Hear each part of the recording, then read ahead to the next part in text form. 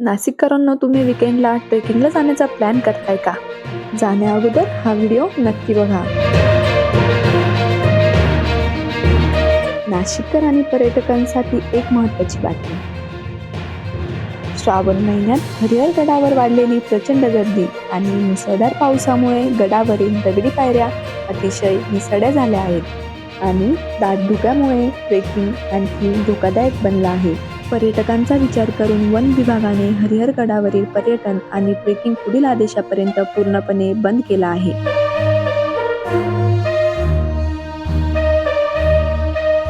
याशिवाय गड परिसरातील वन्य प्राण्यांमुळे पर्यटकांच्या खाद्यपदार्थाकडे ही वन्य प्राणी आकर्षित होत असल्याने सावधगिरी बाळगणं गरजेचं आहे.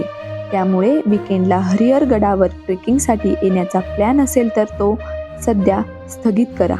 वन विभागाच्या पुढील आदेशानंतरच हरिहर गडावर जाण्याचा नियोजन करा.